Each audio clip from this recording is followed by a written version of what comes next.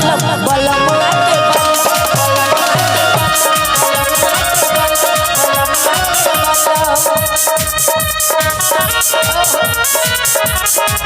ऐसे तो बहुत ज्यादा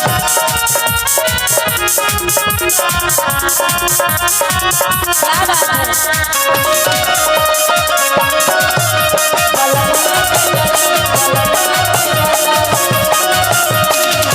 है बलम बलम के बलम है बलम बलम के बलम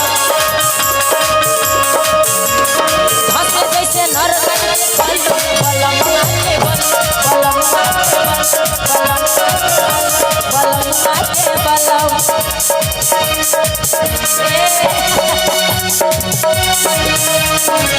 क्या बात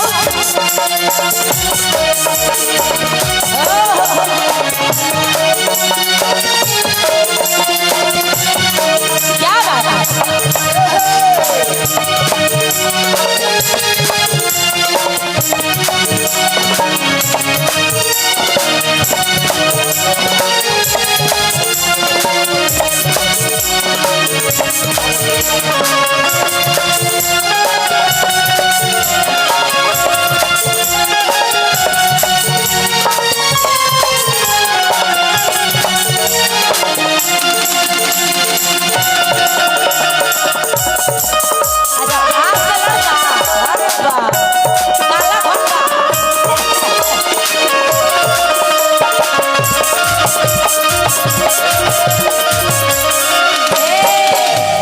खाना पीना ना बनवले पड़ू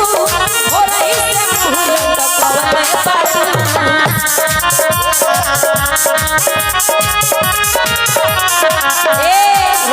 हम चाहो कि ई गाना कौन बाबा के साथ होई हमार कौन बाबा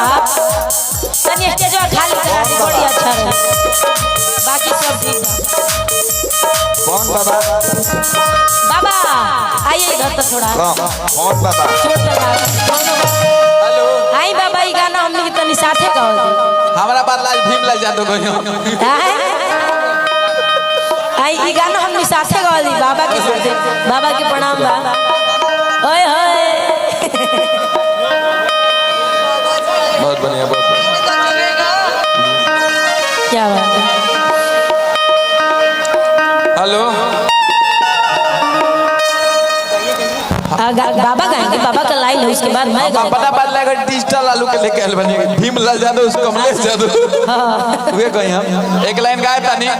ओके बाद कमलेश भाई आके पूरा कर दियो ना ठीक बा ठीक कमलेश लाल जादू जी आवाज सुने तो आ जाइए चलिए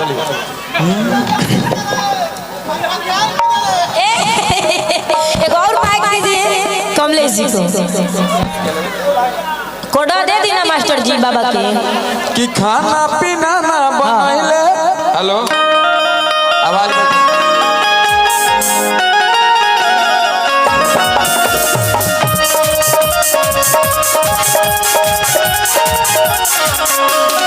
बाबा ई गाना जब अपना मुंह से गाइए ना खाना पीना ना बनाइले सारे स्केल हमरा में खा था डाउन कर दी तनी डाउन कर दी सी लगा दी सी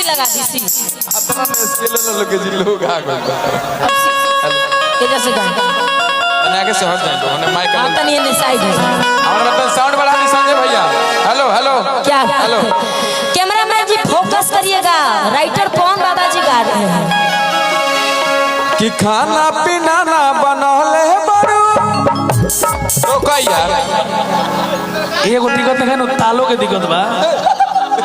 तनी स्टेज है खाली तब नजर मिली हमनी के कि खाना पीना ना बनौले बड़ू अरे भोरई से मुंह लटकैले बड़ू स्केल के दिक्कत बा कि काहे बेचैनी में अरे बाड़ू